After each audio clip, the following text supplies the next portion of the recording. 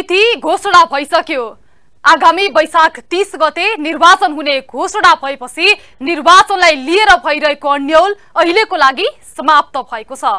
अब दलहरू स्थानीय सरकारको निर्वाचनको तयारीमा जुट्न तयार भएका छन्, तर निर्वाचनमा जाने रणनीति दलहरूले अझै तयार पार्न सकेका छैनन्। गठबन्धनको सरकारमा रहेको दलहरू बीच नै अन्यल छ। गठबन्धन यथावत राख्ने कि नराख्ने? तत्कालका लागि गठबन्धन यथावत राख्न तयार भएका दलहरू बीच अहिले एमसीसीको तगारो उभिएको छ। नमस्कार, यो न्युज एट टुडे, म तुलसी अरियाल। दलहरू सबैको भित्री मनसाय एमसीसी पारित गर्ने नै देखिन्छ। अन्तर्राष्ट्रिय जगत, विशेष गरी अमेरिकाको आँखाको कसिङ्गर बन्न चाहँदैनन् उनीहरू। तर आजभोलि राष्ट्रवादको भूत चढेको छ। एमसीसी को विरोध गरेर सबैभन्दा राष्ट्रवादी देखिने भूत। त्यसको कारण आम जनतामा व्याप्त एमसीसी विरोधको भावना अनि एमसीसी को समर्थन गर्दा जनताले अस्वीकार गर्लान् कि भन्ने दलहरूको त्रास। त्यसैले त उता अर्कै यता अर्कै दोहोरो चाल देखाइरहेका छन् नेता। यति बेला मुलुकमा एमसीसी नामको कालो बादल मडारिरहेको छ। अमेरिकी मिलेनियम च्यालेन्ज कर्पोरेसन एमसीसी सँगको बहसमा मुलुक नराम्ररी रुमलिएको छ। नेपालमा लगानी वृद्धि एवं आर्थिक विकासमा तीव्रता ल्याउने उद्देश्य सहित सरकारले एमसीसी सँग गरेको सम्झौता विवादित बन्दै गएको छ। जब जब एमसीसी बारे राजनैतिक वृत्तमा छलफल हुन थाल्छ, संसदमा टेबुल गर्ने बहस चल्छ, तब अधिकांश राजनैतिक दलदेखि नागरिक अगुवा लगायत आम नागरिकको मनमा त्रासको हावाहुरी चल्न थाल्छ। प्रधानमन्त्री देउबा र प्रचण्डले हस्ताक्षर गरेको पत्र बाहिरिएसँगै एमसीसी विवाद झनै सतहमा पुगेको छ। एमसीसी बारे नेताहरूको दोहोरो चरित्रले आम नागरिक झनै आशंकित बनेका छन्। एमसीसीलाई प्रधानमन्त्री शेरबहादुर देउबा र पूर्व प्रधानमन्त्री पुष्पकमल दाहाल प्रचण्डले लेखेको पत्र सार्वजनिक भएसँगै प्रचण्डको दोहोरो चरित्र पनि छरपष्ट भएको छ। अमेरिकी सहयोग परियोजना मिलेनियम च्यालेन्ज कर्पोरेसन एमसीसी सम्झौतालाई लिएर नेताहरूले देखाउँदै आएको दोहोरो चरित्र एकपछि अर्को उदाङ्ग भइरहेका छन्। आम नागरिकले समेत उत्तिकै आलोचना गरिरहेका छन्। प्रधानमन्त्री देउबा र सत्ता साझेदार माओवादी केन्द्रका अध्यक्ष प्रचण्डले एमसीसीलाई पठाएको पत्र सञ्चार माध्यमबाट सार्वजनिक हुनु पछिल्लो घटनाक्रम हो। 4 महिना अघि दुवै नेताले एमसीसी बोर्डलाई पठाएको पत्रमा संसदबाट एमसीसी अनुमोदन गर्ने प्रतिबद्धता जनाइएको छ। पत्रमा एमसीसी सम्झौता संसदबाट पास गराउन आफूहरू प्रतिबद्ध रहेको भन्दै त्यसका लागि 4-5 महिनाको समय दिन पत्रमा आग्रह गरिएको छ। सम्झौता अनुमोदनको दबाब दिन नेपाल भ्रमणमा आएकी एमसीसी बोर्ड उपाध्यक्ष फातिमा सुमारसँगको भेटपछि दुवै नेताले संयुक्त पत्र पठाएको खुलेको छ। पत्रमा बोर्ड उपाध्यक्ष फातिमासँग सम्झौताबारे विस्तृत रूपमा छलफल गरेको र संसदबाट अनुमोदन गर्ने प्रतिबद्धता जनाएको उल्लेख गरिएको छ। देउबा र प्रचण्डको संयुक्त हस्ताक्षर रहेको पत्र मार्फत सरकार एमसीसी सम्झौताको पक्षमा रहेको र नेपालको आर्थिक विकासमा यसको कार्यान्वयन गर्न प्रतिबद्ध रहेको विश्वास दिलाइएको छ। प्रधानमन्त्री र प्रचण्डले पठाएको पत्रमा संसदबाट एमसीसी अनुमोदनका लागि आवश्यक वातावरण बनाउन 4-5 महिना चाहिने भन्दै यसबीचमा गठबन्धनमा आबद्ध दलहरूभित्र व्यापक छलफल गर्ने समेत उल्लेख छ। यस्तै एमसीसी को बारेमा रहेका आशंका हटाउन आवश्यक बहस, छलफल र सूचना सम्प्रेषण गर्ने र एमसीसी सम्झौता संसदबाट अनुमोदन गर्न सभामुखलाई छिटो टेबुल गर्न संयुक्त रूपमा आग्रह गर्ने पनि पत्रमा उल्लेख छ। प्रधानमन्त्री शेरबहादुर देउबाले गएको असोज 13 मा एमसीसी बोर्डलाई यस्तो पत्र पठाएको त्यसको 1 महिनापछि खुलासा गर्नु भएको थियो। एमसीसी को सम्बन्धमा उहाँको चाहिँ अब यो अब कहिलेसम्म पास हुने चाहन्छ भन्ने चाहिँ मैले राखेको छैन। अहिले हाम्रो चाहिँ कोअलिसन पार्टनर छन् त्यसको सम्बन्धमा कुरा भइरहेको छ। हामीहरू चाहिँ अब छिटै पत्रकार सम्मेलन गरेर हामी चाहिँ पास गराउने हाम्रो चाहिँ यो वचन चाहिँ मैले साइन गरेरै पठाएको छु त तिमीले पास गर्नु कि मैले पार्लिमेन्ट किन तिमीले अहिले तुरन्तै चाहिँ नि बन्द गरेर उहाँले फेरि बन्द गरेर हुन्छ नि पास गर्नु मैले यो अर्कै कारणले पार्लिमेन्ट हाल्नु गरे हो चाहिँ नि केही चाहिँ नि अध्यादेश ल्याउनु पर्ने कामनाले चाहिँ नि त्यो किया हो त्यसमा चाहिँ धेरै असर पर्दैन भन्ने थियो। तर प्रधानमन्त्री देउबाको यो खुलासालाई प्रचण्डले अस्वीकार गर्दै आउनु भएको थियो। प्रचण्डले एमसीसी अनुमोदन गर्ने प्रतिबद्धता सहितको पत्र नपठाएको दाबी गर्दै आफू एमसीसीको विरुद्धमा रहँदै आएको बताउनु भएको थियो। तर देउबा र प्रचण्डको संयुक्त हस्ताक्षर रहेको पत्र सञ्चार माध्यममा सार्वजनिक भएसँगै प्रचण्डको दोहोरो अभिव्यक्तिको प्रवृत्ति पनि छर्लङ्गै भएको छ। प्रचण्ड र देउबाले समय मागेपछि एमसीसीले आउँदो फागुन 16 गतेसम्मको समय दिएको छ। समय घर्किन लागेपछि प्रधानमन्त्री शेरबहादुर देउबा दबावमा छन्। पछिल्ला केही दिनदेखि देउबा यस विषयमा गठबन्धन दलभित्र छलफलको दौडधुपमा हुनुहुन्छ। एमसीसीको पक्षमा उभिन भन्दै प्रधानमन्त्री देउबा शीर्ष नेताहरूलाई रिझाउनमा व्यस्त हुनुहुन्छ। यसै सिलसिलामा प्रधानमन्त्रीले प्रमुख प्रतिपक्षी दलका नेता केपी ओलीसँग बालुवाटारमा छलफल गरेका छन्। यस क्रममा ओली बालुवाटारबाट बाहिरिएपछि पहिलो पटक फेरि बालुवाटार पुगेका थिए। यता अर्कोतर्फ प्रचण्ड र नेपालले एमसीसी हिन्द प्रशान्त रणनीति अन्तर्गत पर्छ कि पर्दैन र यो अन्य कुनै सैन्य गठबन्धन भित्र पर्छ कि पर्दैन, विद्युत प्रसारण लाइन रहने जमिनको स्वामित्व नेपालको हुन्छ कि हुन्न र परियोजनाबाट प्राप्त बौद्धिक सम्पत्ति नेपालको रहन्छ कि रहन्न, परियोजनाको लेखा परीक्षण गर्ने अधिकार नेपाललाई हुन्छ कि हुन्न, कुनै विषयमा विवाद उठे नेपालको कानुन आकर्षित हुन्छ कि हुन्न भन्ने बारेमा प्रश्न पार्न प्रधानमन्त्रीसँग आग्रह गरेका छन्। भनौं कसैको रणनीतिक योजनाको अङ्ग बन्नेवाला छैनौं र त्यसैगरी नेपालको सार्वभौम सत्ता र जग्गामा अरूको स्वामित्वलाई स्वीकार गर्ने पक्षमा छैनौं र नेपालको चाहिँ यो परियोजनामा नेपालीले काम गर्न नपाउने बरु विदेशीहरूको निम्ति मात्रै खुला गर्ने कुराको पनि पक्षमा छैनौं र त्यसैगरी यसको अडिट गर्ने नेपालको अधिकारलाई हामी त्याग्ने पनि पक्षमा छैनौं र यसको साथसाथै नेपालको कानुन लागू नहुने र विदेशी कानुनको अनुसार चल्ने कुरा मात्र हामीले स्वीकारे छैन। त्यसमा प्राप्त हुने जुन इन्टेलेक्चुअल प्रपर्टी राइट छ त्यो राइट नेपालको पनि हक लाग्छ। यो कुरालाई सुनिश्चित गर्न हामी चाहन्छौं। एमसीसी बोर्डले भने एमसीसी भित्रका सम्झौता गरिएका केही बुँदा भने संशोधन हुन नसक्ने प्रश्न पारिसकेको छ। मुख्य सत्तारूढ दल नेपाली कांग्रेस एमसीसी को विषयमा प्रश्न छ, तर कांग्रेस बाहेक गठबन्धनमा रहेका नेकपा माओवादी केन्द्र, नेकपा एकीकृत समाजवादी भने संसदबाट एमसीसी परियोजना अहिलेकै अवस्थामा पास गर्ने विषयमा सहमत हुन सकेका छैनन्। सत्तारूढ दल जनता समाजवादी पार्टी नेपाल भित्र पनि एमसीसी परियोजनाको विषयमा दुई धार देखिएको छ। गठबन्धनकै अर्को दल राष्ट्रिय जनमोर्चा पनि विपक्षमा छ। प्रमुख प्रतिपक्षी एमाले भने एमसीसी को विषयमा सत्ता गठबन्धनले देखाएको रमितामै रमाइरहेको देखिन्छ।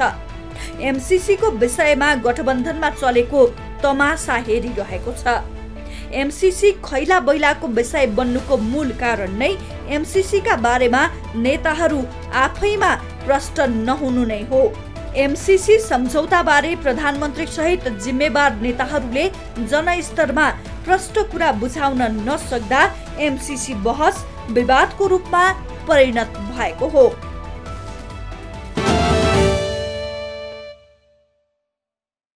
एमसीसी सँग व्यापक चर्चा भएको विषय भनेको नेपालको सुरक्षा चुनौती हो। एक थरी भन्छन् एमसीसी लागू भए नेपालको सुरक्षामा खतरा छ।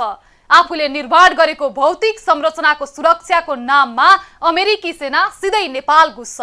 अर्को थरी भन्छन् एमसीसी सँग जोडेर गरिने सुरक्षाको कुरा हौवा मात्र हो। दुवै थरी विज्ञ विशेषज्ञहरूको कुराले जनता भने अन्योलमा छन्। खास के हो भन्नेमा अस्पष्ट छन्, त्यसैले विभाजित पनि छन्। मिलेनियम च्यालेन्ज कर्पोरेसन एमसीसी सन् 2004 मा स्थापना भएको अमेरिकी सहयोग मञ्च हो।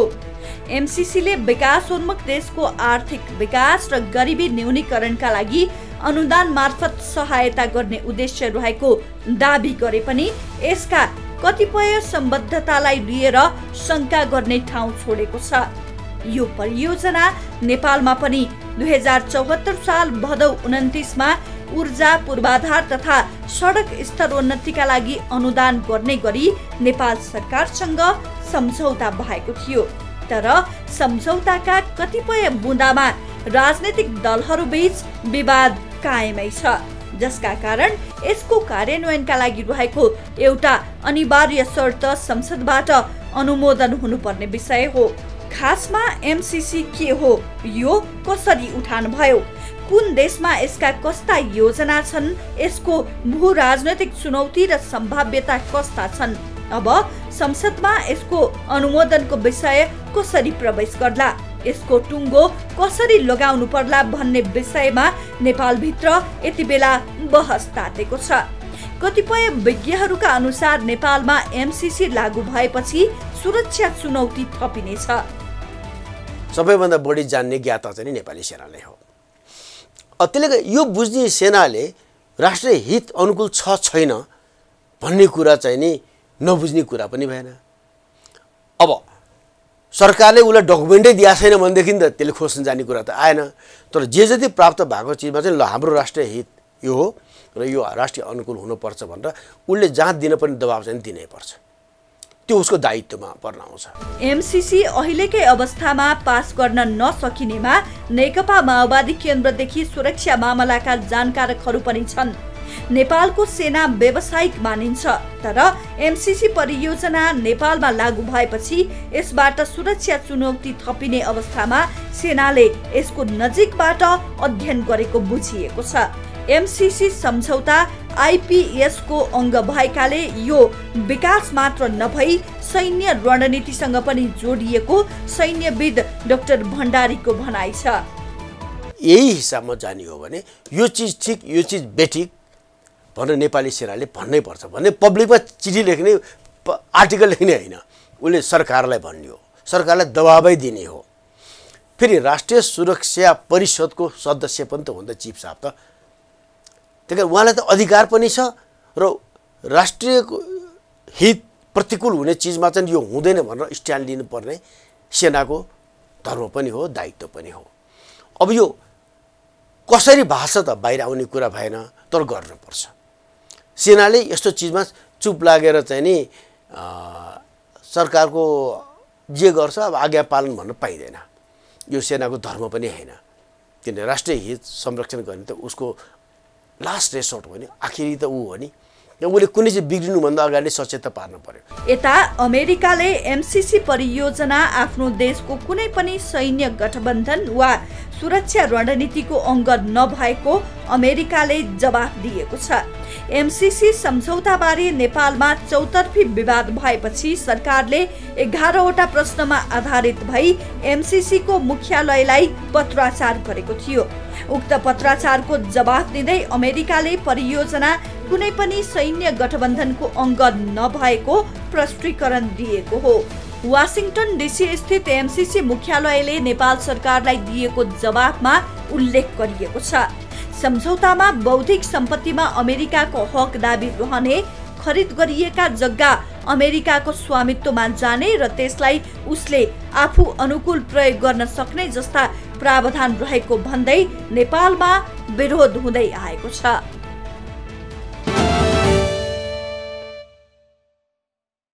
देशको अन्तर्राष्ट्रिय साख बचाउन पनि अब एमसीसी प्रस्ताव संसदमा पेश नगरी सुखै छैन दलहरूलाई।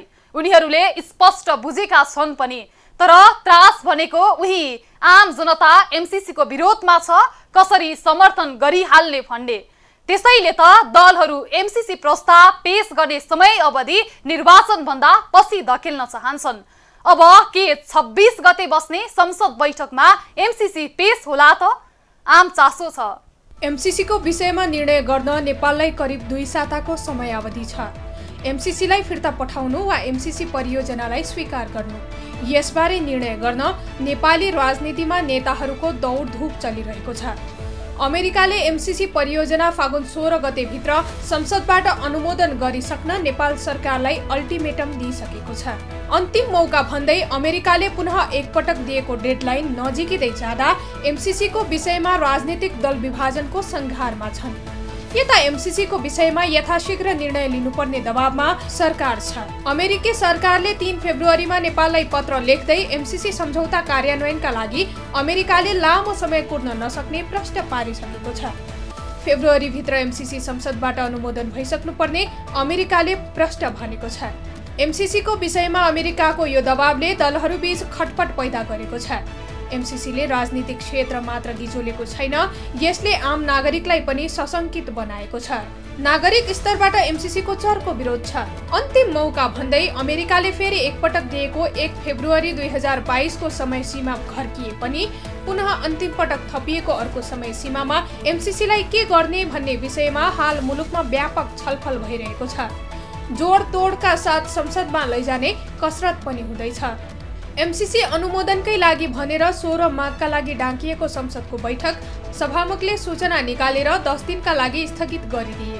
यसबीचमा गठबन्धन बीचको अन्तर संघर्ष सतहमा आएको छ।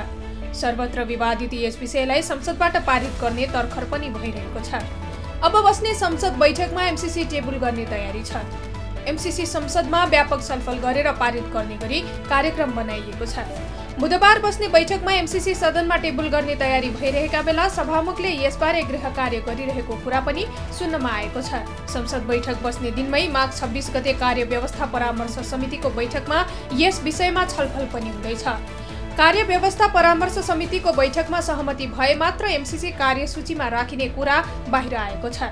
उता सभामुख नै एमसीसी को विरोधमा हुँदा यसले संसदमा स्थान पाउला वा नपाउला, सभामुखले संसदमा एमसीसी टेबल गर्न नमाने के होला, यसलाई कसरी अगाडि लगिएला, एमसीसी टेबल गर्न सभामुख नै बाधक बने, यस्तो अवस्थामा के गर्न सकिएला भन्ने विषयमा पनि उत्तिकै चासो छ।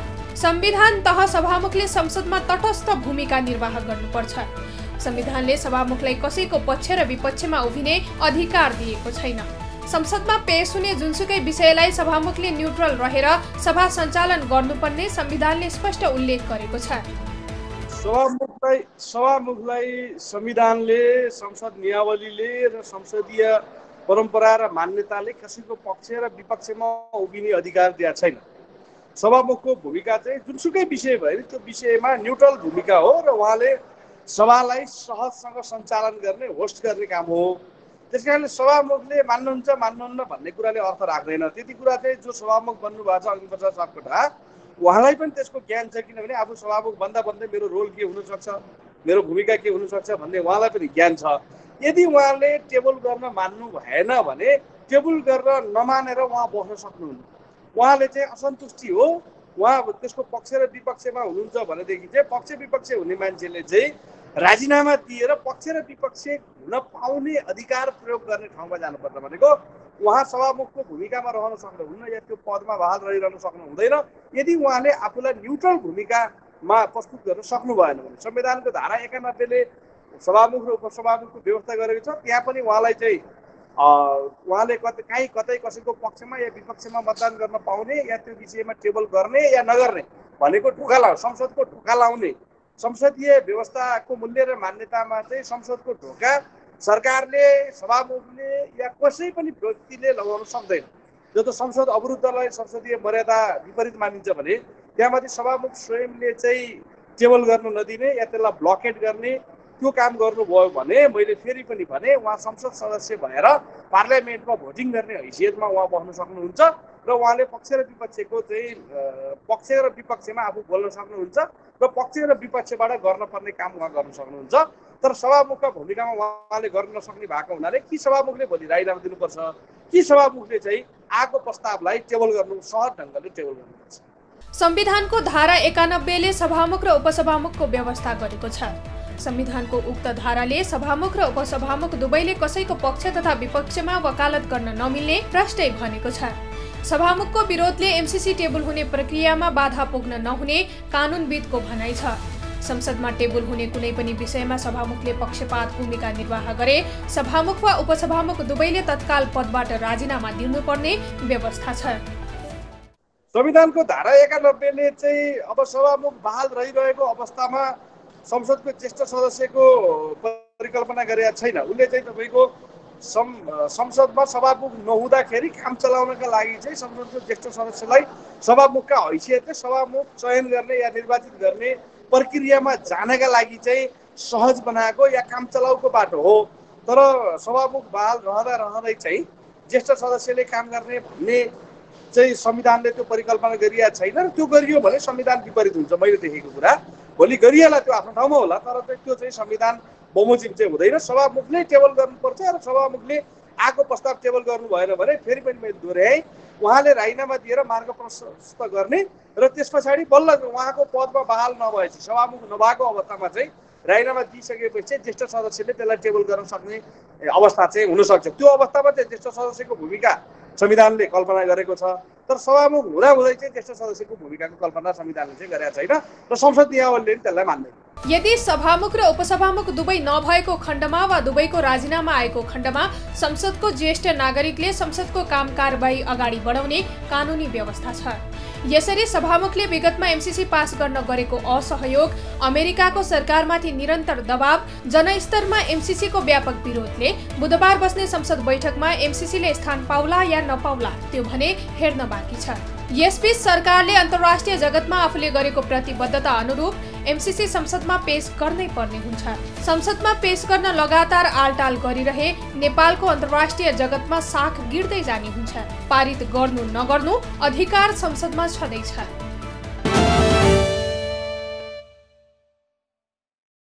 सत्ता पक्ष होस् वा विपक्ष सबैलाई त्राहीमान बनाएको छ यो एमसीसीले।